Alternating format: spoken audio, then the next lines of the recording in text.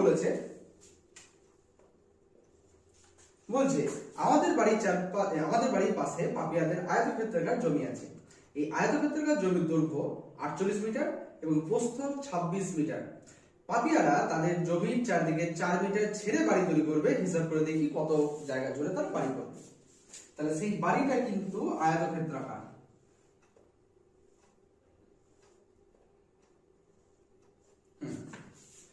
যেটা দৈর্ঘ্য 48 মিটার 26, তাহলে 48 মিটার 26 মিটার। এরা যখন বাড়ি তৈরি করছে তাহলে চারদিকে 4 মিটার করে ছেড়ে দিয়েছে।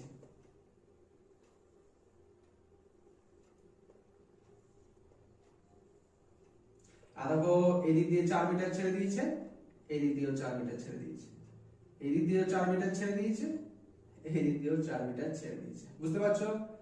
এটা কিন্তু ছেড়ে করেছে। হয়েছে?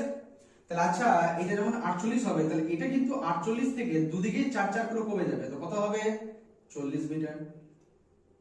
এটা ছিল 26 মিটার, 26 থেকে 4 কমলে 22, এদিকে 4 কমলে 18, তাহলে এটা হয়ে গেল ভেতর 18 মিটার। তাহলে ব্যাস 40 আর 18 গুণ করে দিলে অঙ্কটা হয়ে যায় উত্তর। বুঝতে পারলে?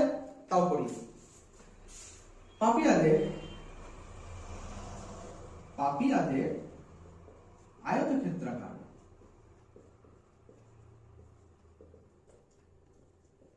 জমির দৈর্ঘ্য সমান 48 মিটার, প্রস্থ সমান 26 মিটার।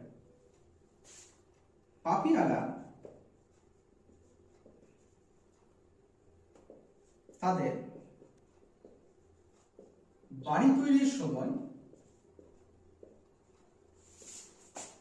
চারিপাশে বা চারিদিকে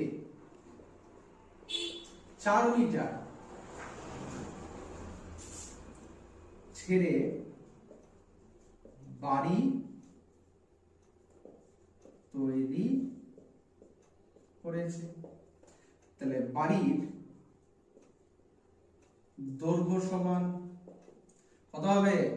48 মাইনাস 4 গুণিত 2 সমান 40 মিটার। প্রস্থ সমান ছিল 26, 4 করে দুবার বাদ দিয়েছে, তাহলে হচ্ছে 18 মিটার। তাহলে অতএব পাপিয়াদের বাড়ির